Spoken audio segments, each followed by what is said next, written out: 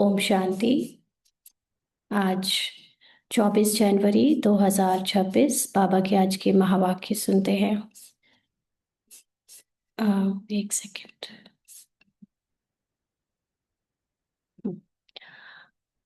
बाबा आज बाबा ने कहा, मीठे बच्चे। हाँ जी बाबा। बाप तुम्हें जो पढ़ाई पढ़ाते हैं वह बुद्धि में रख सबको पढ़ानी है। हर एक को बाप का और सृष्टि चक्र का परिचय देना है। तो ये जो परिचय है ड्रामा का और आत्मा होने का, आत्मा में भी सुप्रीम सोल यानी अपनी सुप्रीम कॉन्शियसनेस का जो ज्ञान है, वो जितना ज़्यादा हम खुद मनन चिंतन करेंगे और औरों को सुनाएंगे, उतना हमें खुद के लिए पक्का होता जाएगा। बाबा हमेशा दूसरों को सुनाने के लिए क्यों कहता है, दूसरों को परिचय देने के लिए क्यों कहता है? क्योंकि इसका मतलब ये नहीं है कि दूसरों को सुनकर समझ में आ जाएगा या दूसरे पूरी तरह उसको समझ सकते हैं। वो तो उनका अपना अपना अलग अलग नंबरवार पार्ट है। लेकिन मुख्य बात है कि उन्हें खुद के लिए जो सुनाने वाला है उसे खुद को बार बार सुनाने से और उसको बार बार मनन चिंतन करके उसकी गहराई में जाने से उसके अंदर पक्का होता है। तो यहाँ पर जिसको चूज किया गया है इस ज्ञान के लिए, उसका जागना जरूरी है, उसका अंतर्मुखी होकर आत्मिक स्वरूप में टिकना और ड्रामा के ज्ञान को यूज करना उसके स्वयं के लिए, खुद के लिए जरूरी है। तो यहाँ पर इसलिए बाबा जितनी भी नॉलेज हमको देते हैं वो हमें हर एक को सुनानी, यानी हर समय मनन चिंतन करनी है और इसका ज्ञान औरों को मुख से देना है। सेवा है देने वाली, लोग सुनने को तैयार है तो देना है, नहीं तो मुख्य बात अपने को हर समय एक एक सेकंड, एक एक सीन में सत्य का स्मरण कराना है और ड्रामा का परिचय याद रखना है। आज का प्रश्न है, आत्मा सतयुग में भी पार्ट बजाती और कलयुग में भी, लेकिन अंतर क्या है? तो आत्मा का मतलब मन से है। मन सतयुग के भी पार्ट में हो, एक्ट को एनर्जी देता है, अटेंशन देता है, और कलयुग के भी पार्ट में अपना ध्यान कलयुग को यानी रोल को देता है। लेकिन दोनों में क्या अंतर है? बाबा ने उत्तर दिया, सतयुग में जब पार्ट बजाती है तो उसमें कोई पाप कर्म नहीं होता है। हर कर्म वहाँ अकर्म होता है, हो जाता है, क्योंकि रावण नहीं है। फिर कलयुग में जब पार्ट बजाती है तो हर कर्म विकर्म व पाप बन जाता है, क्योंकि यहाँ विकार है। अभी तुम हो संगम पर, तुम्हें सारा ज्ञान है। तो सतयुग मन की वो हाईएस्ट कॉन्शियसनेस, वो स्थिति जहाँ पर आत्मा का मुख्य ओरिजिनल स्वरूप इस मन को सदा याद रहता है कि मैं वो हूँ, ना कि ये शरीर। तो इस वजह से उसके कोई भी देह भान के कर्म नहीं होते। जबकि जो कलयुग है वहाँ पर कुछ भी कर्म रोल करता है तो मन यही मानकर उसे जीता है कि ये मैं कर रहा हूँ। और इसीलिए कलयुग में जो रोल स्क्रिप्ट में जो भी एक्शन करता है, वो उसका खुद जिम्मेदार बनकर उस कर्म को का अपने ऊपर फल भोगने के लिए तैयार कर लेता है, यानी विकर्म बना लेता है। और इस समय संगम युग में हमें दोनों चीज़ों का ज्ञान है। हम अपने को कभी कभी शरीर के रोल में आकर पुरानी स्मृति के अकॉर्डिंग रोल समझ लेते हैं, तो थोड़ा सा वो भी विकर्म हो जाता है। और कभी जब पूरी तरह योगिक स्थिति में होते हैं, आत्मिक स्थिति में होते हैं, तो सारी किए हुए कर्मों से अपने को न्यारे करके फ्री हो जाते हैं। तो हम अपने सत्य में टिक कर कोई भी विकर्म नहीं करते। तो इस समय हमें दोनों ही बातों का ज्ञान है। पूरी तरह सतयुग भी नहीं है और पूरी तरह कलयुग भी नहीं है ये मन। ओम शांति। अब यह तो बच्चे जानते हैं कि हम बाबा के सामने बैठे हैं। बाबा भी जानते हैं बच्चे हमारे सामने बैठे हैं। यह भी तुम जानते हो। बाप हमको शिक्षा देते हैं जो फिर औरों को देनी है। पहले पहले तो बाप का ही परिचय देना है, क्योंकि सब बाप को और बाप की शिक्षा को भूले हुए हैं। बाबा ने उस दिन बताया था ना कि पूरी दुनिया अभी नींद में है, सपने में है। तुम जाग गए हो, तुम्हें पता चल गया है कि ये सब एक सपना चल रहा है, और तुम अब सपने को बाहर से आकर अपने सत्य में याद रखकर साक्षी होकर देख रहे हो। और दुनिया वाले सपने में पूरी तरह डूबे हुए हैं, अपने को वो एक्टिंग करने वाला रोल समझ रहे हैं। इसीलिए हमको खुद को भी बार बार, जब तक पूरी तरह नींद से जागे नहीं है, क्योंकि हम भी कभी कभी बीच में रोल में चले जाते हैं, तो हम जब सपने से पूरी तरह बाहर आ जाएं तब तक के लिए हमें भी अपने को बार बार याद दिलाना है, और उसके लिए जो मिले उससे ज्ञान का परिचय उसको देना, यानी अपने को याद दिलाना है कि ये सब नाटक है, ये सब सपना है, ये सच नहीं है, या ये एक एक्टिंग चल रही है और हम सब इससे बाहर मूल आत्मा है। तो ये शिक्षा अभी सब भूले हुए हैं, सारे रोलधारी अपने को शरीर समझकर चल रहे हैं, इसीलिए एक्टिंग बेहतरीन कर रहे हैं। अगर वो ये भूल जाएं, मतलब उन्हें याद आ जाए कि ये सब एक्टिंग है, तो शायद अपनी एक्टिंग अच्छे से कर भी ना पाए। तो ड्रामानुसार अभी ऐसे ही चल रहा है। अभी जो बाप पढ़ाते हैं वह पढ़ाई फिर 5,000 वर्ष के बाद मिलेगी। यह ज्ञान और कोई को है नहीं। अब देखो, एक सोचने वाली बात है, जैसे जैसे लोगों को ये पता चलता जाता है, उनका मन फिर दुनियावी चीज़ों में लगता नहीं है ना। जो जो अपने सत्य को जानते जाते हैं, फिर वो ये दुनिया की मटेरियलिस्टिक चीज़ें कर नहीं सकते, ज़्यादा ज़्यादा उसमें डूब नहीं सकते, उसको उस तरह से प्ले कर नहीं पाते। फिर वो मटेरियलिस्टिक रावण राज्य की एक्टिंग को अच्छे से नहीं कर पाते। तो ड्रामा अनुसार इसीलिए अभी सबका जागने का नहीं है। अगर सब जाग जाएं तो फिर कलयुग ही खत्म हो जाए। तो अभी कलयुग की स्क्रिप्ट को थोड़ा और घनघोर बनाना है, खत्म करने के पहले अभी पूरा ड्रामा का सीन और उथल पुथल खाना है। इसलिए ड्रामा अनुसार अभी बहुत सारे लोगों का सोते रहने का ही पार्ट है, ताकि वो अपनी एक्टिंग को बेस्ट करें कलयुग में, जो भी एक्टिंग है, और वो कलयुग को पूरा अंजाम दें।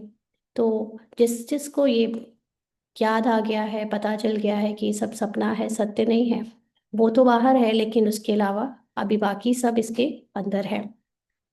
तो अभी जो बाप पढ़ाते हैं, ये पढ़ाई फिर 5,000 वर्ष के बाद मिलेगी। यह ज्ञान और कोई को है नहीं। मुख्य हुआ बाप का परिचय। फिर यह भी समझाना है, हम सब भाई भाई हैं। सारी दुनिया की जो सब आत्माएं हैं, सब आपस में भाई भाई हैं, क्योंकि सारे मन जो रोल में आज 800 करोड़ लोग दिख रहे हैं, वो सब एक मूल बीज रूप आत्मा से निकले हैं। और वो बीज रूप आत्मा में लौट जाने के समय पर सब एक जैसे नथिंग हो जाते हैं। तो सब अपना मिला हुआ पार्ट इस शरीर द्वारा बजाते हैं। अब तो बाप आए हैं नई दुनिया में ले जाने के लिए, जिसको स्वर्ग कहा जाता है। यानी मन अभी जो गिरते गिरते कलयुग की स्क्रिप्ट अनुसार एकदम तमो हो गया है, अभी उसको वापस प्योर सतो प्रधान, जहाँ पर कोई डर नहीं, कोई नेगेटिविटी नहीं, कोई मेरा तेरा नहीं, कोई चीज़ों की होर्डिंग नहीं, लालच नहीं, सब फ्लो में बहता है, सब अबंडेंस में बहता है, उस अवस्था तक मन को ले जाने आया है।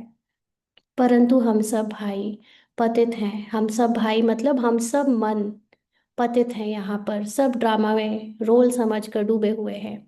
एक भी पावन नहीं। सभी पतितों को पावन बनाने वाला है ही एक बाप। यह है ही पतित, विकारी, भ्रष्टाचारी रावण की दुनिया।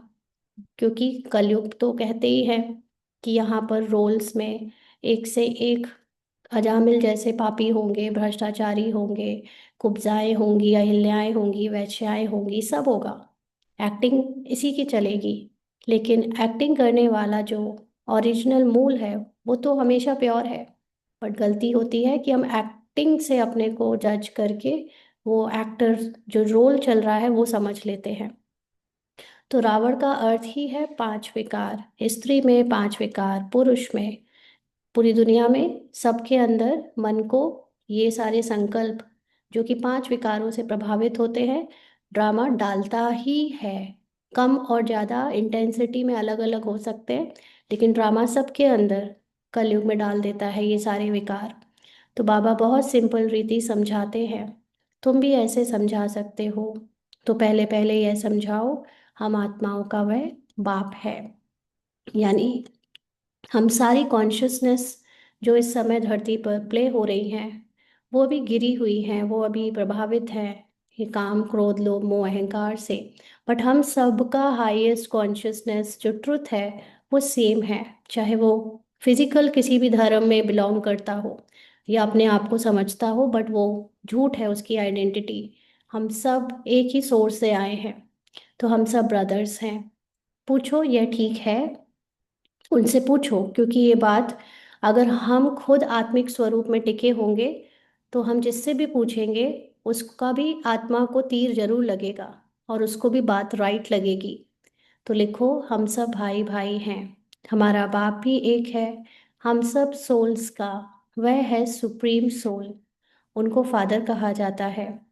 यह पक्का पक्का बुद्धि में बैठाओ तो सर्वव्यापी आदि पहले निकल जाए।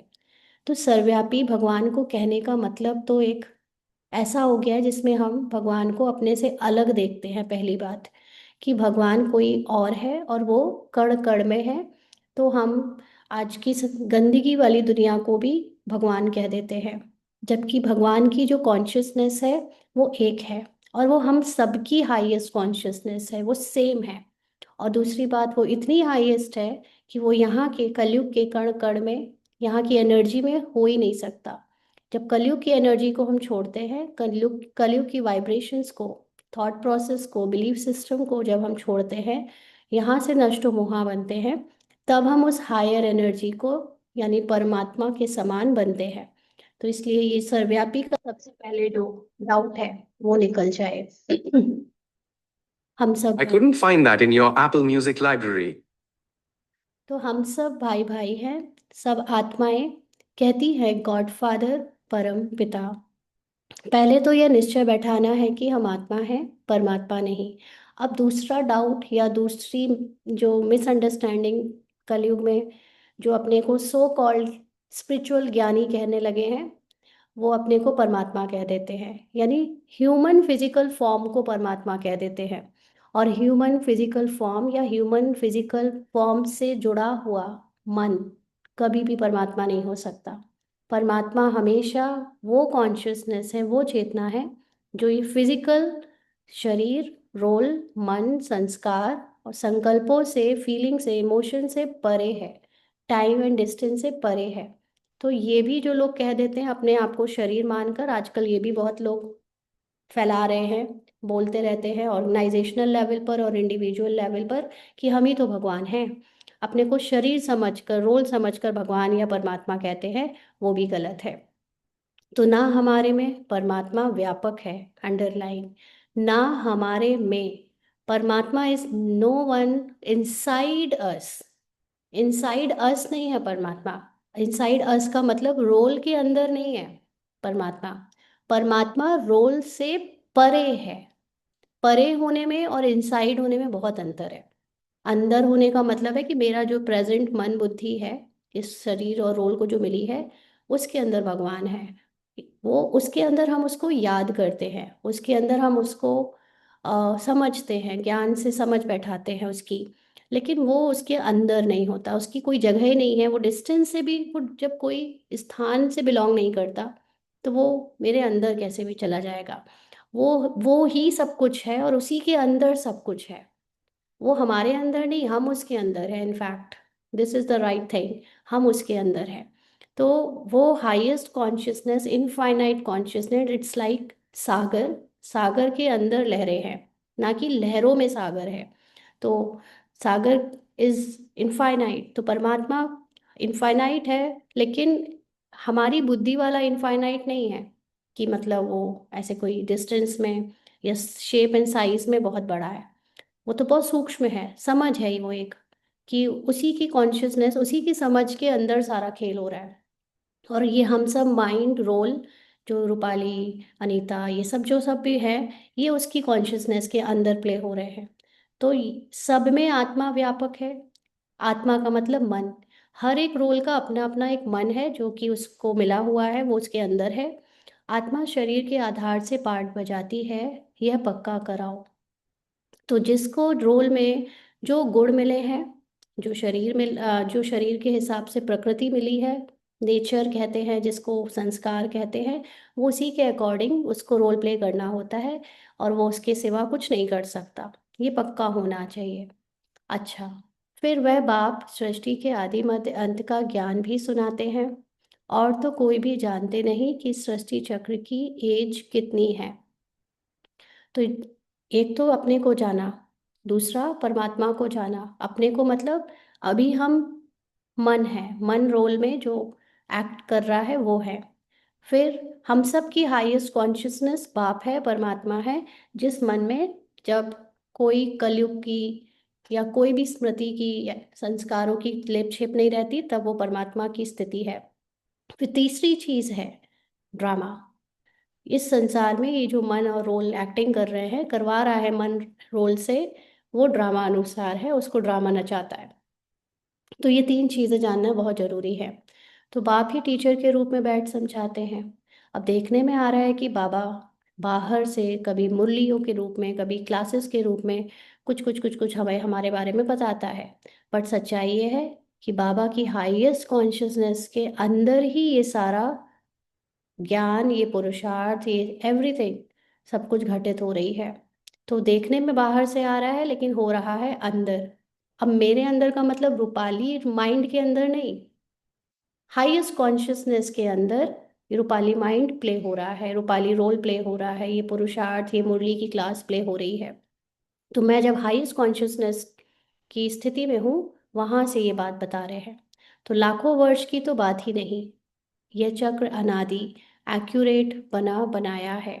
और इस ड्रामा को कोई भी कहीं से भी हिला नहीं सकता, चेंज नहीं कर सकता। अगर वो चेंज भी होता हुआ लग रहा है, तो उसका वो चेंज होना ही ड्रामा में नूंद था। तो इसको जानना पड़े।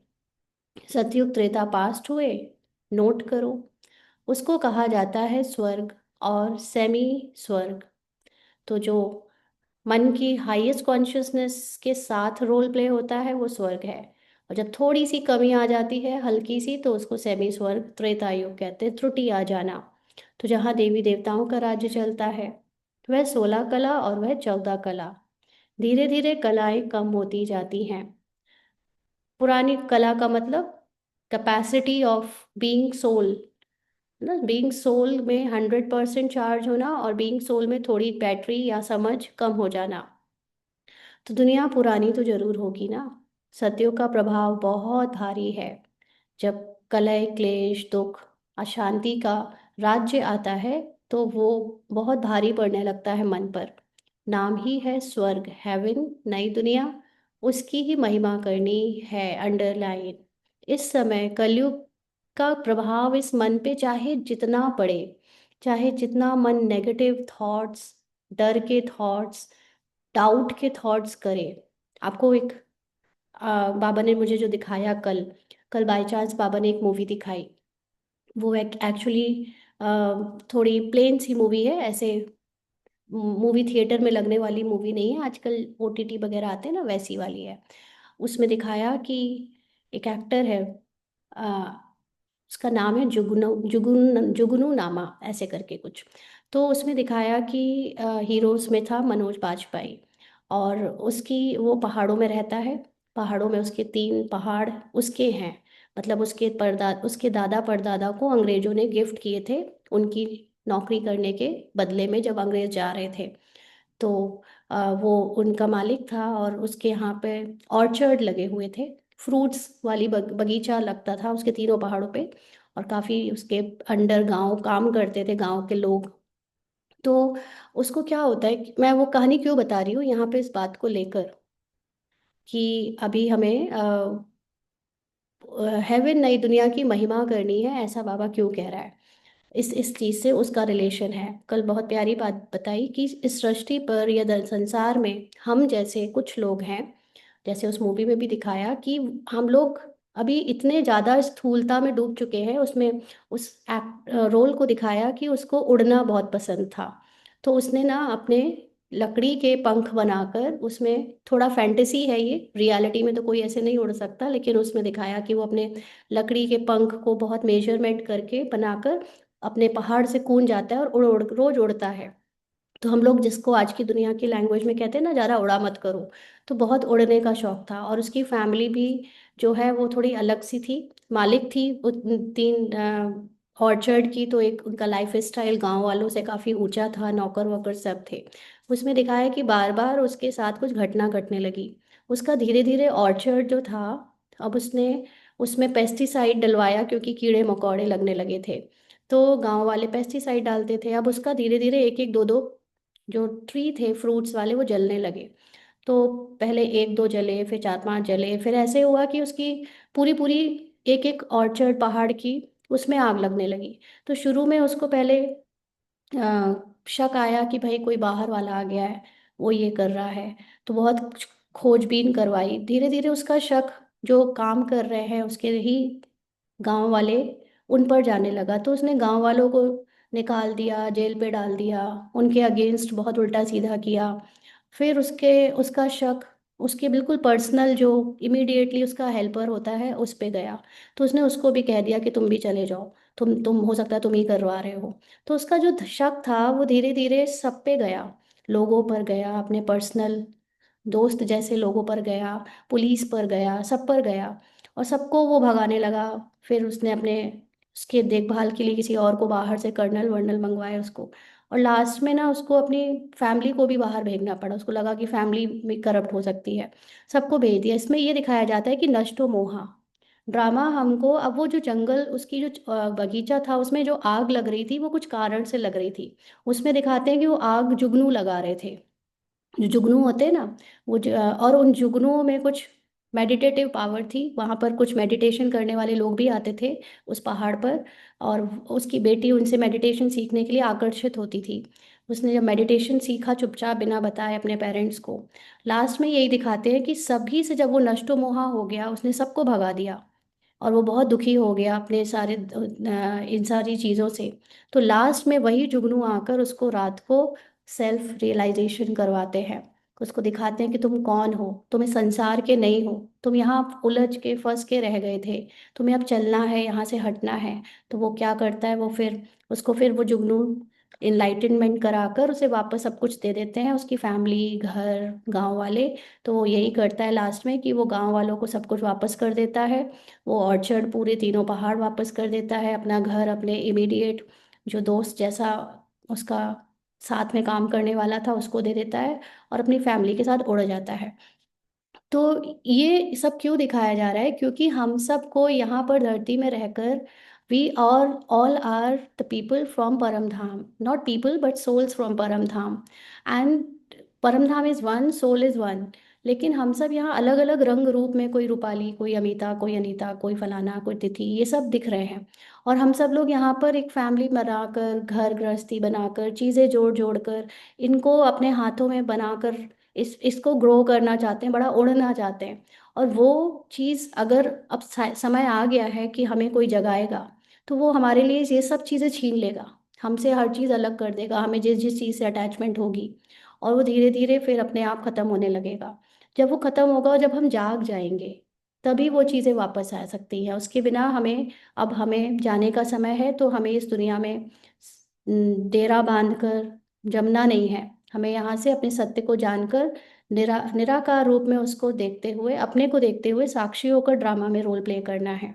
तो हेवन नई दुनिया मतलब हमारी दुनिया ये कलयुग की नहीं है, जहाँ इतना दुख दर्द, जहाँ इतनी रोना, चीखना चिल्लाना, शक करना, चीज़ें जोड़ना, लालच करना, अहंकार दिखाना, ये सब नहीं है हमारी दुनिया। हमारी दुनिया इज़ वेरी प्योर, जहाँ पे सब शांत हैं, सुखी हैं, पवित्र हैं, आपस में एक ट्रस्ट के साथ चलते हैं। और हर चीज़ को फ्लो होने देते हैं। जैसे धन की ही बात है, धन फ्लो होता है, आ रहा है जा रहा है, आ रहा है जा रहा है, ये नहीं कि हम जोड़ लें और हम कितना इकट्ठा कर लें। ये सारी कलयुगी सोच है। तो ये सारी कहानी इसीलिए बताई कि जब we try to you know collect the things. बिल्कुल आवाज़ नहीं आ रही है। किस किस को आवाज़ नहीं आ रही है? ये आप ही दोनों को नहीं आ रही है, सबको नहीं आ रही? क्योंकि मेरे पास और कोई चांद ऑप्शन नहीं है आपको आवाज़ भेजने का, बस जो तरीका था वो यही है। और लोग बताएं प्लीज़, आवाज़ आ रही है? तो भैया जो उनके फोन पे नहीं आ रही, अपने फोन को देखो ना, यहाँ पर मैसेज कर करके मत परेशान करो। यहाँ बाकी सबको आ रही है, आप लोग अपने फोन को देखिए क्या है। क्योंकि बड़ी मुश्किल से किसी तरह ये मिल पाई है जगह आपकी क्लास के लिए। तो अब इसके अलावा मेरे पास और कोई ऑप्शन नहीं है। मुश्किल से तो नहीं, इजली मिली है बहुत। मुश्किल कहने की पुरानी आदत है, कलयुगी आदत। मिली है बहुत आसानी से, बट लेकिन मिल गई है। दिस इज समथिंग बिग, है ना। तो एनीवेज आगे बढ़ते हैं। तो नई दुनिया में है ही एक आदि सनातन देवी देवता धर्म। पहले बाप का परिचय फिर चक्र का परिचय दिया जाता है।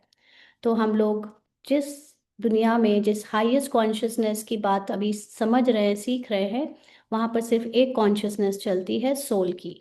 और सोल बस मैं हूँ, बाकी सब ड्रामा में बनी बनाई नूंद या एक्टिंग चल रही है। ये सबको सबको बताना है, यानी अपने को समझाना है। चित्र भी तुम्हारे पास है निश्चय कराने के लिए। यह सृष्टि का चक्र फिरता रहता है। सतयुग में लक्ष्मी नारायण का राज्य था, त्रेता में राम सीता का।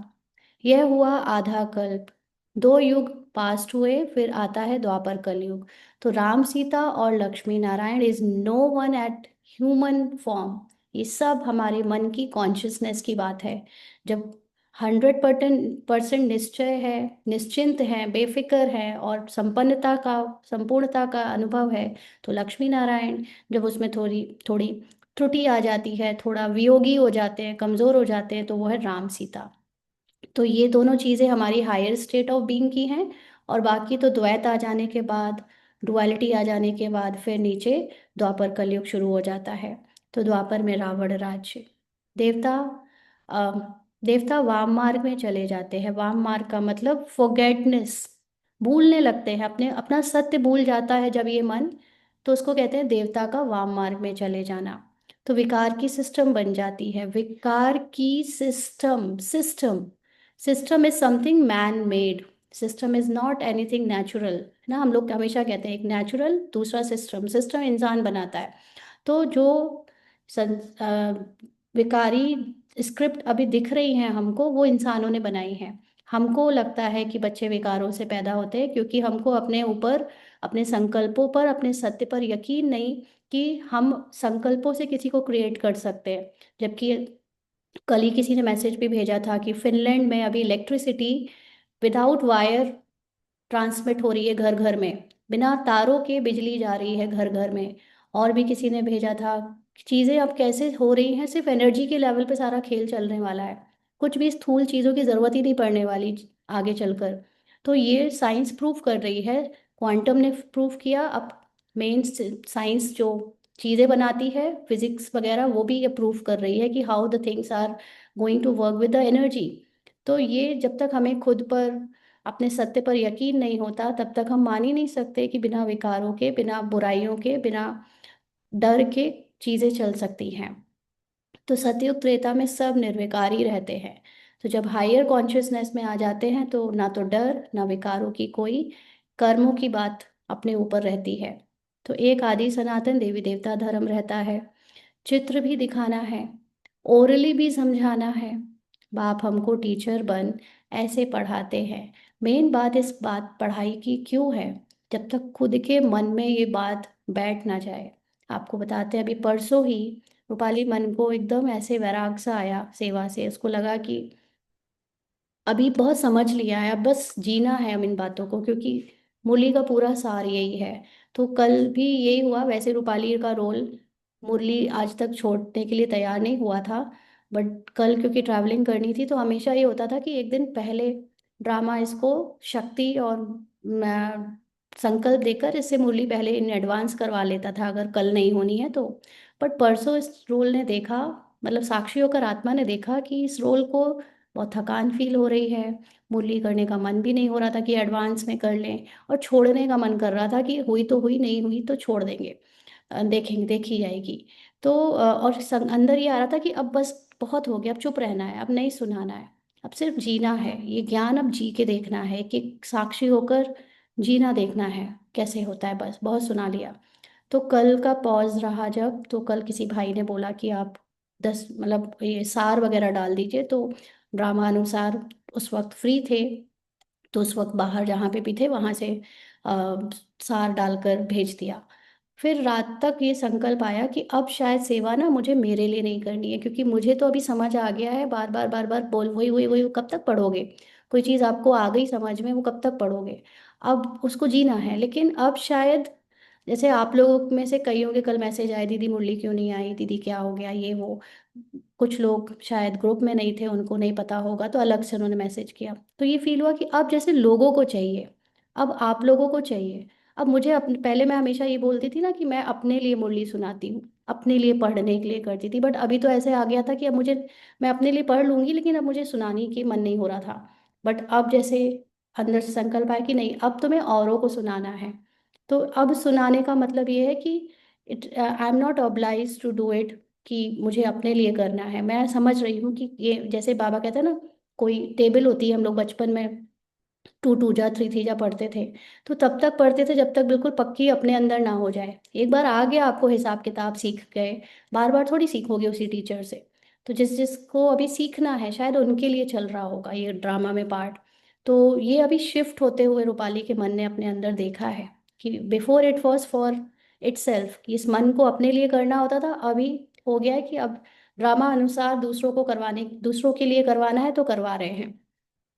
तो खुद कहते हैं मैं आता हूँ, वैसे दूसरा कोई नहीं है, it's all you inside my own mind. सब मेरे संकल्प हो, तो अपने संकल्पों को सतो प्रधान बनाने के लिए कर रहे हैं, है ना। तो खुद कहते हैं मैं आता हूँ पतितों को पावन बनाने, तो मुझे शरीर जरूर चाहिए। तो जब परमात्मा हाईएस्ट कॉन्शियसनेस को शरीर में रहते हुए मन को ज्ञान देना है, तो वो शरीर यूज करेगा, नहीं तो बात कैसे करूँ। मैं चैतन्य हूँ, सत हूँ और अमर हूँ। आत्मा सतो रजो तमो में आती है।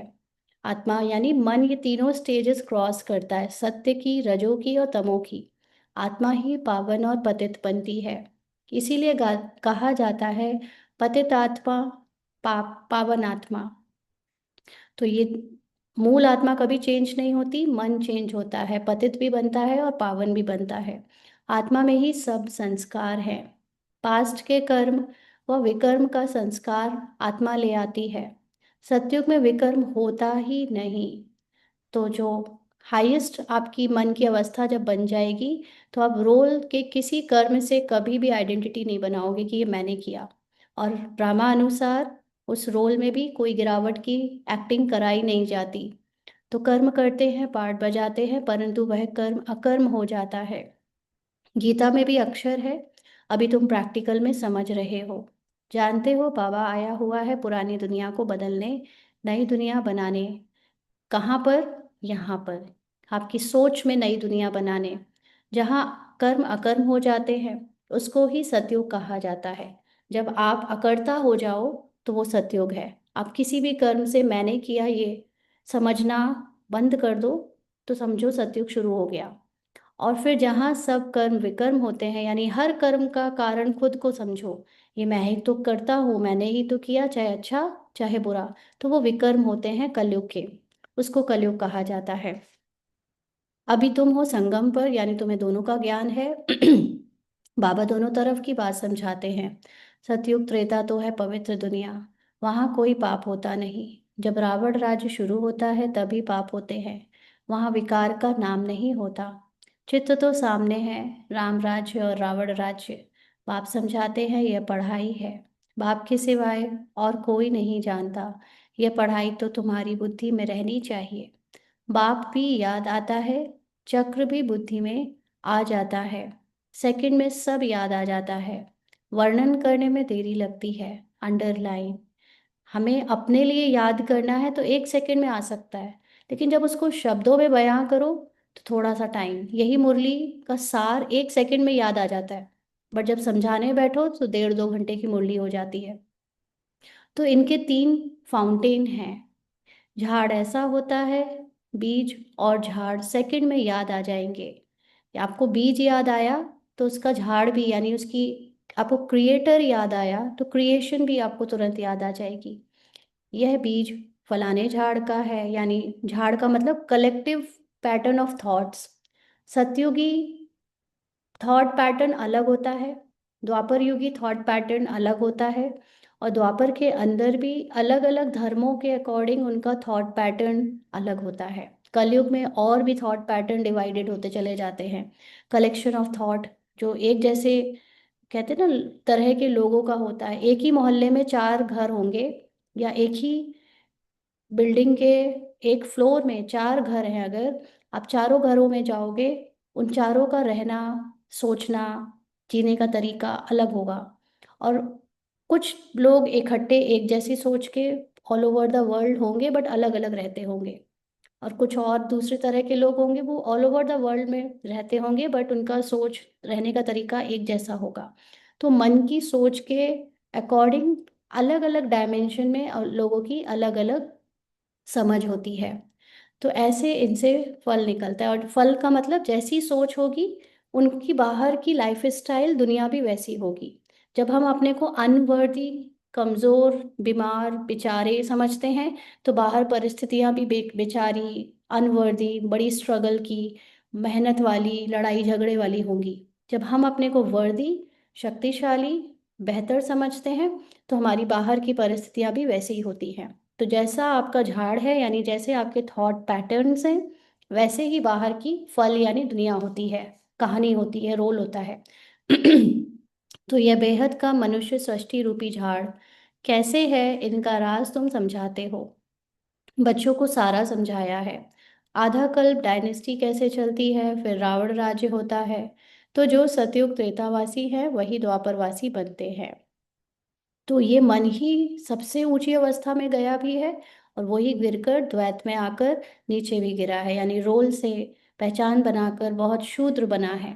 तो झाड़ वृद्धि को पाता रहता है। जितना low level of thought pattern होंगे उतनी ज्यादा भीड़ होगी, उतनी ज्यादा चक चक चक चक चक चक होगी। इसीलिए देखो, हम दिल्ली की बात करें तो दिल्ली के सरोजनी नगर में आप देखेंगे सबसे ज़्यादा भीड़, क्योंकि वहाँ चीज़ें सस्ती मिलती हैं, वहाँ पर लोगों का एक जैसा बार्गेनिंग करना उस तरह की भीड़ वाला चलता है। इस समय लोगों की सोच थोड़ी बेटर हो गई है, सरोजनी से बेटर हो गई, इसलिए मॉल में भीड़ ज़्यादा रहने लगी है। अब लोग मॉल के लेवल पर शॉपिंग कर पाते, थोड़ी महंगी कर पाते। तो वहाँ पर आपको सरोजनी पहले में जितनी भीड़ होती थी, अभी भी होती होगी, अब तो हम नहीं जाते, बट पहले की याद है लाइफ जब सरोजनी से शॉपिंग करते थे। फिर मॉल की भीड़ बढ़ी क्योंकि एक सोच, जब से नौकरी में लोगों के पास पैसा आने लगा तो लोग मॉल में ज़्यादा जाने लगे। इससे भी एक ऊंची कैटेगरी ऑफ पीपल है जो कि बहुत कम लोगों के पास होती है वैसी सोच, और वहाँ पर लोग भी बहुत कम होंगे। आप देखेंगे जितने भी हाई फाई बड़े बड़े ब्रांड्स हैं जिनको कोई आम लोग नहीं जानते, नौकरी करने वाले लोग भी नहीं जानते कोई खास, लेकिन वहाँ पर गिनती के कुछ लोग होंगे। और वो सोच, जितनी ऊंची सोच उतने कम लोग, उतना सोच, उतना ट्रैफिक बाहर कम, उतनी चक चक चक चक कम, उतनी लोगों के अंदर तुच्छपना या मैं तेरा, ये सब कम होता है। बहुत सेक्लूडेड से लोग होते हैं। बाबा ने जो कहा था ना, आगे चलकर कल हम जहाँ पर आए हैं वह ये जगह काफ़ी खाली खाली है, तो हमें बाबा की वो याद आ रही थी। बाबा ने कहा था कि आगे चलकर 10-10 मील पर तुम्हें एक दिया जलता हुआ दिखेगा, है ना, जब विनाश होगा ऐसे। तो जब आपके अंदर कलयुग का विनाश होगा तो आप एक ऐसे लेवल पे पहुंचोगे जहां पर भीड़ नहीं होगी, जहां लोग इतने ऐसे चिक चिक करने वाली ज़्यादा वो नहीं होगी, और आपको बहुत कम लोग और बहुत ऊंची सोच वाले लोग अपने साथ मिलते चले जाएंगे। वैसा आपका संगठन नहीं होगा ऊपर, संगठन नीचे होता है। संगठन जैसी चीजें, कल किसी भाई ने हमको ग्रुप में जोड़ दिया, कौन सा संगठन, उसमें कुमारियों का ये और वो, अरे क्या संगठन। आप जब ऊंचे सोच के हो जाते हो तो आपको सबसे नष्ट मोहा बनने के बाद ही वो सोच मिलती है। और हम यहाँ पर नष्ट मोहा ही नहीं बनना चाहते, हम दुनिया का संगठन बनाकर बैठे हैं ऑर्गेनाइजेशनल लेवल पे। You can not rise above the people. अगर आप सबसे ही, जैसे बोला ना कि सबका कर ले सबका कर ले, तो अपना नहीं कर पाएंगे हम। तो पहले अपने सत्य को टिकने के लिए लोगों से सेक्लूड हो जाओ, अलग हो जाओ, अकेले देखो कि तुम अंदर जा सकते हो कि नहीं। अभी तो हम दूसरों को ही नहीं छोड़ पा रहे हैं। छोड़ने का मतलब अपने मन बुद्धि से उनकी सोच निकालो कि कोई और है, कि किसी और का कुछ करना है। अभी तो हम दूसरों के बारे में ज्यादा सोचते हैं, अपना सत्य याद नहीं है। तो आधा कल्प के बाद रावण राज्य होता है, विकारी बन जाते हैं। बाप से जो वर्षा मिला है वह आधा कल्प चला। हमें 2500 वर्ष तक ऐसी लाइफ, ऐसा मन मिलेगा जो बहुत ऊंचा होगा, जो डिटैच्ड होगा और गोल्डन होगा। नॉलेज सुनाकर ये वर्षा दिया, जितनी अंडरस्टैंडिंग बनती जाएगी, समझ हो जाएगी, आप ऊंची स्थिति में पहुंच जाओगे। और फिर वह प्रारब्ध भोगी, उसी सोच से बाहर की दुनिया चेंज हो जाएगी, प्रारब्ध मिलेगी। अर्थात सतयुग त्रेता में सुख पाया, उसको सुखधाम सतयुग कहा जाता है। वहाँ दुख होता ही नहीं। कितना सिंपल समझाते हैं। एक को समझाते हो या बहुतों को समझाते हो, तो ऐसे अटेंशन देना है। समझता है, हाँ हाँ करता है, तो बोलो नोट करते जाओ। कोई शंका हो तो पूछना। जो बात कोई नहीं जानता है वह हम समझाते हैं। तुम कुछ भी नहीं जानते हो, पूछेंगे फिर क्या? जिसके कुछ नॉलेज ही नहीं वो क्या पूछेगा? जिसको कुछ पता है वो तो थोड़े क्वेश्चंस उसको मन में आएंगे। तो बाबा तो इस बेहद झाड़ का राज समझाते हैं। यह नॉलेज अभी तुम समझते हो, बाप ने समझाया है। तुम 84 के चक्र में कैसे आते हो, ये अच्छी रीति नोट करो, फिर इस पर विचार करना है। जैसे टीचर एक निबंध देते हैं, फिर घर में जाकर रिवाइज करके आते हैं ना, तुम भी ये नॉलेज देते हो, फिर देखो क्या होता है। तो ये नॉलेज दूसरों को देते देते देते देते आपके अंदर इतनी पक्की हो जाती है और आप उसका स्वरूप बन जाते हो। तो पूछते रहो, एक एक अच्छी रीति बात समझाओ। बाप टीचर का कर्तव्य समझाकर फिर गुरु का समझाओ, तो दूसरों को समझाते समझाते हम समझ जाते हैं। लेकिन वहाँ पर ईगो नहीं होना चाहिए कि मैं समझा रहा हूँ। अगर आपने ये समझ लिया कि मैं समझा रहा हूँ, तो फिर आप जो ईगो लेस होने की पढ़ाई कर रहे हो, और डबल ट्रिपल फोरपल ईगो का आपके ऊपर फाउंडेशन बन जाएगा। इसलिए बहुत ध्यान से दूसरों को समझाना है कि ये समझाना अपने लिए है, ना कि उनको कोई हमें कुछ बनाकर अपने को टीचर गुरु के रूप में दिखावा करना है। टीचर गुरु सिर्फ बाबा है, बाकी निमित्त मात्र हमारे रोल से समझवाया जा रहा है ताकि हम समझ जाएं। तो उनको बुलाया ही है कि आकर हम पतितों को पावन बनाओ। आत्मा पावन बनती है तो फिर शरीर भी पावन मिलता है। जैसा सोना वैसा जेवर बनता है। 24 कैरेट का सोना उठाएंगे, खाद नहीं डालेंगे, तो जेवर भी ऐसे सतो प्रधान बनेंगे। एलॉय डालने से तमो प्रधान बन पड़े हैं जेवर, यानी बाहर की दुनिया। 24 कैरेट का सोना मतलब अपनी कंप्लीट सोल कॉन्शियसनेस, अपनी मूल आत्मा की उपस्थिति होना। ये है बाहर की दुनिया का बेस्ट वर्जन होना। और जब अपने अंदर अलग अलग आइडेंटिटी की पहचानें बन जाती है, मैं ये हूँ, मैं वो हूँ, मेरे पास ये है, मैं यहाँ से आया, मुझे ये जोड़ना है, तो बाहर अंदर की दुनिया के अंदर ये स्क्रिप्ट मतलब सत्य सत्य में मिलावट होने से बाहर की दुनिया भी मिक्सचर हो जाती है, बाहर भी उतनी ऊंची नहीं रहती। तो पहले पहले भारत 24 कैरेट पक्के सोने की चिड़िया था। तो कोई फिजिकल भारत की बात नहीं है वो तो। फिजिकल भारत तो रिजल्ट है, फल है आपकी खुद की सोल कॉन्शियसनेस का। आपकी खुद की सोल कॉन्शियसनेस होती जाएगी, आप देखेंगे कि आपके बाहर का भारत और विश्व वैसे बदलता जा रहा है। अर्थात सतो प्रधान नई दुनिया थी, फिर तमो प्रधान बनी है। ये बाप ही समझाते हैं और कोई मनुष्य गुरु लोग नहीं जानते। बुलाते हैं आकर पावन बनाओ, सो तो गुरु का काम है। वानप्रस्थ अवस्था में मनुष्य गुरु करते हैं। वाणी से परे स्थान तो है इन कॉर्पोरियल वर्ल्ड जहाँ आत्माएं रहती हैं। अंडरलाइन, वाणी से परे, इस मन को अपने घर वाणी से परे मूल स्थान पर जाना है। वहाँ पर कोई फिजिकल शरीर संकल्प संस्कार नहीं जाते। सबसे परे, वाणी से परे निराकार होता है वो। तो यह है कॉर्पोरियल वर्ल्ड यानी फिजिकल ह्यूमन रोल। दोनों का यह मेल है। यहाँ वहाँ तो शरीर है नहीं, वहाँ कोई कर्म नहीं होता। बाप में तो सारी नॉलेज है। बाप मतलब हाईएस्ट कॉन्शियसनेस, इनफाइनाइट माइंड में सारी नॉलेज है। ड्रामा प्लान अनुसार उसको कहा ही जाता है नॉलेजफुल। अभी 1 मिनट के लिए हम लोग अशरीरी होकर बाबा को याद करते हैं, फिर आगे पढ़ेंगे।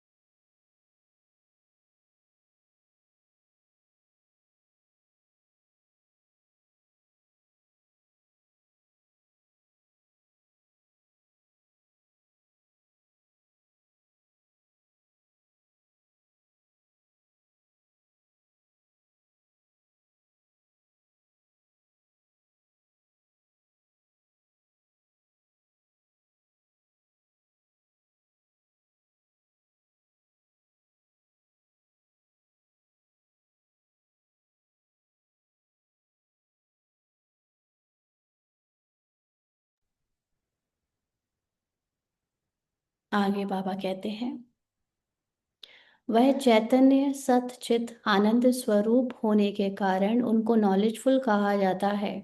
क्योंकि ऐसा नहीं है कि अगर उसके पास शरीर नहीं है, मन नहीं है, या उसका कोई रोल नहीं है, तो वो तो फिर बहुत बोरिंग सा कुछ है, वो क्या है। बट जब आप अपने आप को इस मन के बगैर, शरीर के बगैर, कहानी के बगैर, संस्कार के पर बगैर, को सारी आइडेंटिटीज के बगैर आप जब उस अवस्था में होते हो, तो वहाँ बहुत आनंद मिलता है। बोरिंग नहीं है वो अवस्था, बहुत आनंद स्वरूप होती है, वो सत्य है वो आपका। और चित्त में, यानी ऐसे तो वो इनफाइनाइट कॉन्शियसनेस विदाउट मन है, बट स्टिल हम लोग यहाँ पर शरीर में रहते हुए उस कॉन्शियसनेस को अपने अंदर इमर्ज करते हैं, तो हमारा माइंड ही यूज हो रहा है उस कॉन्शियसनेस को फील करने में, एक संकल्प में टिकने के लिए। तो इसलिए उस समय वो चित्त यानी मन आनंद स्वरूप हो जाता है। तो बुलाते भी हैं, हे पतित पावन नॉलेजफुल शिव बाबा। उनका नाम सदैव शिव ही है। बाकी आत्माएं सब आती हैं पार्ट बजाने, यानी रोल्स तो ह्यूमन बन के आते हैं, और सिर्फ शिव ही है जो निराकार रहता है। तो भिन्न भिन्न नाम धारण करती हैं, बाप को बुलाते हैं, परंतु उनको कुछ भी समझ नहीं रहती भक्ति में। यहाँ तक कि ज्ञान में भी बहुत लोग अपने को शिव बाबा का बच्चा कहते हैं, लेकिन वास्तव में बाबा का बच्चा कोई फिजिकल ह्यूमन बच्चा नहीं होता। और बाबा या बाप का मतलब कोई फिजिकल पिता नहीं होता, लेकिन बाप का मतलब होता है पराकाष्ठा, ज्ञान की पराकाष्ठा, सारे स्किल्स और गुण और शक्तियों की पराकाष्ठा। तो वो उस पराकाष्ठा के लेवल पे है। तो जरूर भाग्यशाली रथ भी होगा जिसमें बाप प्रवेश कर तुमको पावन दुनिया में ले जाएं। तो बाप समझाते हैं, मीठे मीठे बच्चों, मैं उनके तन में आता हूँ जो बहुत जन्मों के अंत में हैं। पूरा 84 जन्म लेते हैं, भाग्यशाली रथ पर आना पड़ता है। पहले नंबर में तो है श्री कृष्ण, यानी उस मन में उस ज्ञान की प्रवेशता होती है जिसने शुरू से आखिरी तक 84 रोल्स को प्ले करवाया है। और फर्स्ट हाईएस्ट पराकाष्ठा का रोल है श्री कृष्ण, वह है नई दुनिया का मालिक। फिर वही नीचे उतरते हैं, गोल्डन से सिल्वर, कॉपर, आयरन एज में आते हैं, यानी मन अलग अलग थॉट के क्वालिटी से गुजरता है। पहले गोल्डन क्वालिटी ऑफ थॉट्स, फिर सिल्वर क्वालिटी ऑफ थॉट्स, फिर कॉपर, फिर आयरन क्वालिटी ऑफ थॉट्स। तो अभी फिर तुम आयरन से गोल्डन बन रहे हो। बाप कहते हैं, सिर्फ मुझ अपने बाप को याद करो जिसमें प्रवेश किया है। उनकी आत्मा में तो जरा भी नॉलेज नहीं थी। दादा लेखराज जब खुद ह्यूमन फॉर्म में भक्ति परस्यू करते थे, गुरु वगैरह किए थे, तो वो भी देह भान में काफ़ी थे। वो भी काफ़ी भक्ति को या ज्ञान को, भगवान को स्थूल रूप में कर्म कांड के रूप में देखा करते थे। इसीलिए वो अपने गुरुओं से डरते थे, गुरुओं की एक एक आज्ञा का पालन करते थे, ये सोचकर कि कहीं वो श्राप ना दे दें या वो कहीं गुस्सा ना हो जाए तो मैं भगवान को ना ढूंढ पाऊँ। तो वो भी बहुत अच्छे खासे ह्यूमन फॉर्म के डर के अंदर जीते थे। तो इनमें मैं प्रवेश करता हूँ, इसलिए इनको भाग्यशाली रथ कहा जाता है। उस मन को बाबा ने इतना ऊंचा मन बनाया जो निश्चय, निर्भय, है ना, निश्चल, और सबसे बड़ी बात निश्चिंत फरिश्ता जैसा लक्ष्मी नारायण बन पाया। नहीं तो सबसे ऊंच तो यह लक्ष्मी नारायण है, इनमें प्रवेश करना चाहिए। तो जो ऊंचा मन ऑलरेडी है उसमें भगवान को आना चाहिए, बट उसमें आकर क्या करेगा। भगवान का ज्ञान का पार्ट तो नीचे वाले मन को ऊपर उठाने के लिए होता है। तो परंतु उनमें परमात्मा प्रवेश नहीं करते, इसीलिए उनको भाग्यशाली रथ नहीं कहा जाता।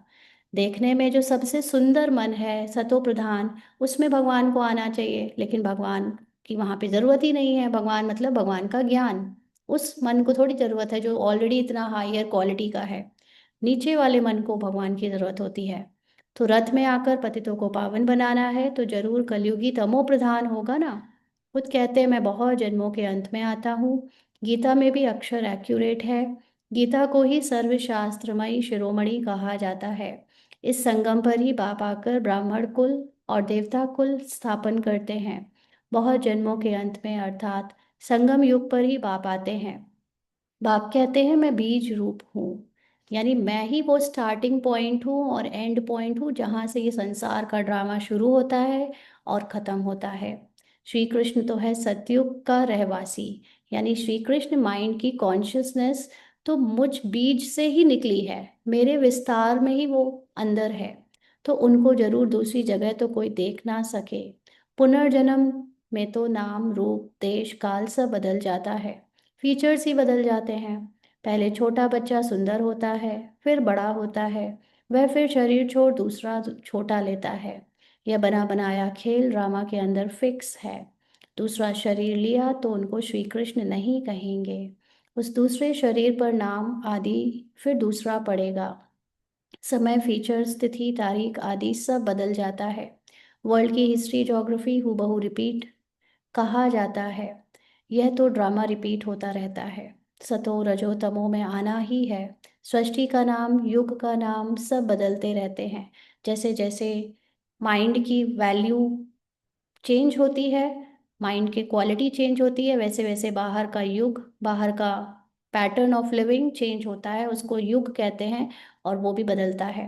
अभी ये है संगम युग। हमें यहाँ पे सारे क्वालिटी ऑफ थॉट्स के बारे में पता है। मैं आता ही हूँ संगम पर। मैं तुमको सारी दुनिया की हिस्ट्री, ज्योग्राफी, सत्य बताता हूँ। आदि से लेकर अंत तक कोई भी जानता ही नहीं। सत्युग की आयु कितनी थी यह पता ना होने के कारण लाखों वर्ष कह देते हैं। अभी तुम्हारी बुद्धि में सब बातें हैं। तुम्हें अंदर में यह पक्का रहना है कि बाप बाप टीचर सदगुरु है, जो फिर से सतो प्रधान बनने के लिए बहुत अच्छी युक्ति बताते हैं। गीता में भी है, देह सहित देह के सब धर्म छोड़ अपने को आत्मा समझो। तो बताया ना, जैसे वो मूवी देखी उसमें भी बहुत बहुत मिस्टीरियसली वो मूवी किसी को समझ में नहीं आई। रूपाली रोल के साथ उसके युगल और बच्चा भी वो जो मूवी देख रहा था, तो बच्चा तो कह रहा था क्या बोरिंग मूवी, हटाओ हटाओ। युगल को भी कुछ समझ में नहीं आया लास्ट में कि हुआ क्या। बट रूपाली रोल को दिखाने के बाद मनन चिंतन करते करते उसकी फाइनली समझ में आई कि ये बात है, क्योंकि वो अजीब सा था सब।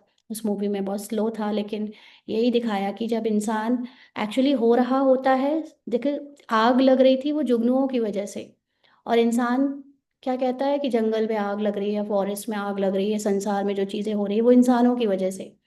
वो इंसानों को ही एक दूसरे को ब्लेम किए रहता है। पॉल्यूशन इंसानों ने फैलाया, करप्शन इंसानों ने फैलाया, कचरा इंसान फैला रहा है, काम क्रोध लोभ मोह अहंकार सब इंसान कर रहा है, जबकि इंसान तो निर्दोष है।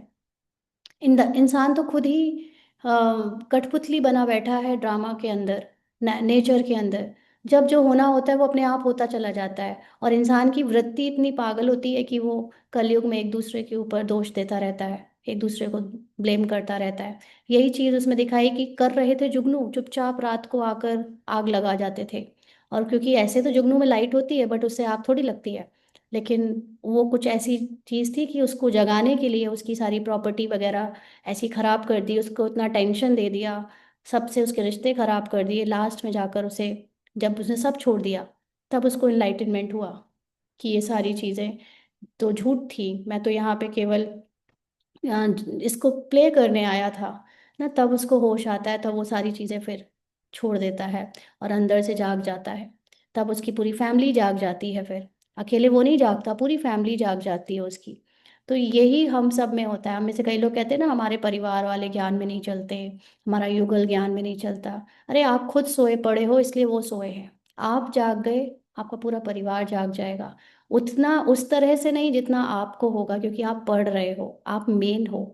लेकिन सबकी माइंडसेट, सबका सोचने का पैटर्न, बिहेवियर सब अच्छा हो जाएगा, बेटर हो जाएगा, ऊंचा हो जाएगा, अगर आप सत्य में जागे हो तो। तो बाबा कहते हैं कि देह सहित सब धर्म, देह के सब धर्म छोड़ अपने को आत्मा समझो, वापस अपने घर जरूर जाना है। भक्ति मार्ग में कितनी मेहनत करते हैं भगवान के पास जाने के लिए। वह है मुक्ति धाम, कर्म से मुक्त। हम इनकॉर्पोरियल दुनिया में जाकर बैठते हैं। पार्टधारी घर गया तो पार्ट से मुक्त हुआ। सब चाहते हैं हम मुक्ति पाएं, मोक्ष तो किसी को मिल ना सके। यह ड्रामा अनादि अविनाशी है। कोई कहे ये पार्ट आने जाने का हमको पसंद नहीं, परंतु इसमें कुछ कर ना सके। रोल के पार्ट के बारे में आप कुछ नहीं कर सकते। रोल को जब जो करना है, आना है जाना है, तंग होना है खुश होना है, सब रोल बना बनाया है। आपका काम सिर्फ ये है कि आप अपने को रोल ना समझो। क्योंकि ये अनादि ड्रामा रोल तो बना बनाया है। आपको मोक्ष सिर्फ तभी मिलेगा जब आप रोल से अपने को अलग समझोगे। बाकी रोल ड्रामा की साइकिल से बाहर निकल जाए, आए ना कभी, वो होने ही नहीं वाला, क्योंकि रिकॉर्डेड रोल है सबके और वो रीप्ले होते रहते हैं। तो एक भी मोक्ष पा नहीं सकते। मोक्ष फिजिकल ह्यूमन फॉर्म में ना आना तो हो ही नहीं सकता। ह्यूमन फॉर्म में रहते हुए अपने को ह्यूमन ना समझना, ये है मोक्ष। तो वह सब है अनेक प्रकार की मनुष्य मत, ये है श्रीमत। श्रेष्ठ बनाने के लिए मनुष्य को श्रेष्ठ नहीं कहेंगे, देवताओं को श्रेष्ठ कहा जाता है, उन्हों के आगे सब नमन करते हैं, तो वह श्रेष्ठ ठहरे ना। श्री कृष्ण देवता है, वैकुंठ का प्रिंस। यह कहाँ वह यहाँ कैसे आएगा? ना उसने गीता सुनाई, शिव के आगे जाकर कहते हो हमें मुक्ति दो, हमें मुक्ति दो। वह तो कभी जीवन मुक्त जीवन बंध में आते ही नहीं, इसलिए उनको पुकारते हैं मुक्ति दो। क्यों? श्री कृष्ण की अवस्था, हाईएस्ट कॉन्शियसनेस की अवस्था ही सारे बंधनों से मुक्त है। तो वो जो छूट जाता है उसी को तो सब बुलाते हैं। It's like if I am relieved, if I am free from my attachments, मैं अगर अपने मोह से, अटैचमेंट से, रोल से मुक्त हूँ, तभी तो दूसरे मुझसे मदद मांगेंगे कि हमें बताओ कैसे हो। जब मैं खुद फंसी हुई हूँ तो दूसरा मुझसे क्यों कहेगा कि हमें बताओ? वो खुद फंसा है, ना दूसरों को निकाल सकता है। जो खुद मुक्त है वही दूसरों को निकाल सकता है। तो इसलिए उनको पुकारते हैं मुक्ति दो, जीवन मुक्ति भी वह देते हैं। अच्छा, मीठे मीठे सिकीलदे बच्चों प्रति माता पिता बाप दादा का याद प्यार और गुड मॉर्निंग। रूहानी बाप की रूहानी बच्चों को नमस्ते। हम रूहानी बच्चों की रूहानी बाप दादा को याद प्यार, गुड मॉर्निंग और नमस्ते बाबा, शुक्रिया, थैंक यू बाबा। धारणा के लिए मुख्य सार, पहला पॉइंट, हम सब आत्मा रूप में भाई भाई हैं। भाई भाई का मतलब फिजिकल भाई नहीं, भाई का मतलब हम एक सोर्स से निकले हुए सब मन हैं। किसी का मन कैसा है, किसी का मन वैसा है, किसी का मन ऊपर है नीचे, ये सब अलग अलग क्वालिटी के मन हैं। लेकिन इन सब मन की जो स्टार्टिंग पॉइंट है, जीरो, नथिंगनेस, वो सेम है, वो बाप सेम है, वो हाईएस्ट कॉन्शियसनेस सेम है। तो ये पाठ पक्का करना और कराना है, अपने संस्कारों को याद से। किस बात की याद? अपने सत्य स्वरूप की याद से, अपनी संपूर्णता की याद से संपूर्ण पावन बनाना है। संस्कार पावन कब बनेंगे? जब हम अपने को रोल नहीं, सुप्रीम सोल के जैसा समझेंगे। जब जब रोल समझेंगे तो संस्कार और कड़े हो जाएंगे। पुराने जो कड़े संस्कार हैं उसको देखते हुए भी उससे न्यारे रहना, उसमें उससे आइडेंटिटी नहीं बनाना। दूसरा, 24 कैरेट सच्चा सोना, यानी हर क्वालिटी, हर थॉट की क्वालिटी प्योर हो, सत्य की हो, एकदम ऊंची क्वालिटी की हो, सतो प्रधान हो। वैसा बनने के लिए कर्म अकर्म और विकर्म की गुह्य गति को बुद्धि में रख, तब कोई भी विकर्म नहीं करना। क्योंकि हम जब खुद को रोल समझते हैं, तमो प्रधान क्वालिटी वाला रोल, तो विकर्म कहलाता है। जब हम खुद को ऊंची क्वालिटी का सोल कॉन्शियसनेस वाला आदि और अनादि स्वरूप में देखते हैं, तो वो अकर्म हो जाता है। तो इसलिए ये चीज़ें याद रखनी है। वरदान है, घबराने की डांस छोड़, सदा खुशी की डांस करने वाले मास्टर नॉलेजफुल भव। जिसे नॉलेज है कि I the highest consciousness is the creator, मैं ही क्रिएटर हूँ, मैं ही वो बीज रूप आत्मा हूँ जिसके अंदर ये पूरा ड्रामा रचा गया है। तो ड्रामा के अंदर कोई भी बात, कोई भी समस्या, कोई भी परिस्थिति आ जाने पर भी वो घबराएगा नहीं। घबराने वाला मन ड्रामा के अंदर का है, और मैं वो चेतना हूँ जो इस मन से परे हूँ। तो जो बच्चे मास्टर नॉलेजफुल हैं वह कभी घबराने की डांस नहीं कर सकते। सेकंड में सीढ़ी नीचे, सेकंड में ऊपर। अब वह संस्कार चेंज करो। अभी तक तो हम भूल जाते थे फिर याद करते थे, अब ये, अब घबराहट आए ही ना। अभी हमारी स्टेज ऐसी हो जानी चाहिए, जैसे रूपाली रोल ने अभी बताया ना, कि अभी मन में आने लगा है कि अब क्यों, अब जीना है और उसको जीने में ही फील करना है ज्ञान को। अब वो बताना उनाना, किसी और को सुनाना, वो करने का मन नहीं हुआ जैसे। वो तो अलग बात है कि रोल में शायद यही करवाना होगा, ड्रामा को तो करवा रहा है, बट अभी अंदर से आने लगा है कि अब खुद को जीना है उस चीज़ को जो सीखा है आज तक। तो वह संस्कार चेंज कैसे होगा? जब हम ऊपर नीचे भूलने का, जब ये हमारा रोल ओवर हो जाएगा, ड्रामा अनुसार ही होगा वो, हम ला नहीं सकते जबरदस्ती। ड्रामा में वो पार्ट भी आना है जब हमारे ऊपर नीचे की सीढ़ी बंद हो जाएगी, हम एक रस रहने लगेंगे। तो सिर्फ मिली हुई अथॉरिटी को, नॉलेज को, परिवार के सहयोग को यूज करो। जो ज्ञान की अथॉरिटी मिली है और जो हमें उस ज्ञान को सीखने के लिए जो लोग साथी मिले हैं, उन साथियों का सहयोग लो, क्योंकि वो भी ड्रामा में आपको सहयोग देने के लिए बंधे हुए हैं, ताकि कलेक्टिवली पूरे विश्व का परिवर्तन हो। तो बाप के हाथ में हाथ देकर चलते रहो। बाप मतलब ज्ञान, अपने सत्य का ज्ञान में हाथ, सत्य का ज्ञान अपने मन में रखकर चलो, तो खुशी की डांस करते रहेंगे। घबराने की डांस हो नहीं सकती। अदरवाइज क्या होता है, दूसरों पर ट्रस्ट नहीं होता, दूसरों पे हम लोग की एक्शंस में परेशान हो जाते हैं। जब हम पूरी तरह ज्ञान के ट्रस्ट में चलेंगे तो हर एक का एक्शन हमें सहयोग करेगा, तो उसमें घबराने की जरूरत नहीं। लेकिन जब माया का हाथ पकड़ लेते हो, यानी झूठी सोच, कलयुगी जीने का तरीका, नजरिया, जब उसे पकड़ लेते हो तो वह फिर डांस होती है। कौन सी डांस होती है फिर? घबराने वाली डांस होती है। स्लोगन है, जिनका संकल्प और कर्म महान है, वही मास्टर सर्वशक्तिमान है। तो जब थॉट आपके एकदम सारे ग्रेटनेस के आ जाएं, एक्शंस भी ग्रेटनेस के होने लगे, तब समझो कि वो हर समय सोल कॉन्शियस है। तब उसके हर एक्ट में, हर बोल में परफेक्शन निकलेगी, वो मास्टर सर्वशक्तिवान है। आज के अव्यक्त इशारे, मास्टर त्रिकालदर्शी बन हर कर्म हर संकल्प करो व वचन बोलो, तो कोई भी कर्म व्यर्थ या अनर्थ वाला नहीं हो सकता। त्रिकालदर्शी अर्थात साक्षीपन की स्थिति। त्रिकालदर्शी का मतलब जो टाइम से बियॉन्ड चला जाए, बियॉन्ड टाइम एंड डिस्टेंस। जो मूल आत्मा है वो है ही केवल ऑब्जर्वर, डिटैच्ड, साक्षी दृष्टा। तो साक्षीपन की स्थिति में स्थित होकर इन कर्मेंद्रियों द्वारा कर्म करेंगे तो कर्म के वशीभूत नहीं होंगे। सदा कर्म और कर्म के बंधन से मुक्त बन अपनी ऊंची स्टेज को प्राप्त कर लेंगे। तो हम जब बियॉन्ड टाइम एंड डिस्टेंस होकर रोल की हर चीज को साक्षी होकर देखेंगे, हर एक्शन को, हर बोल को, हर संकल्प को, तो जो रोल कर रहा है उसका अनर्थ नहीं बनेगा। मतलब उसका व्यर्थ आपके मन में नहीं आएगा। आप उससे फ्री रहोगे, हो गया सो हो गया, बोल दिया तो बोल दिया, सोच में आया तो निकल गया, खत्म। तो आप उससे न्यारे हो जाओगे, उन कर्मों के, बोल के, संकल्प के वशीभूत। यानी उसमें प्रभाव में नहीं आओगे कि हाय मेरे से ये गलती क्यों हो गई, मैंने ऐसे क्यों बोल दिया, ऐसे क्यों सोच रहा हूँ मैं, नहीं, आप उससे डिटैच्ड हो गए। तो जब आप अपने मन के संकल्पों से, बोल से और एक्शन से डिटैच हो जाते हो, उसके बंधन से मुक्त हो जाते हो, तो बहुत ऊंची स्टेज को प्राप्त कर लेते हो। अच्छा, ओम शांति।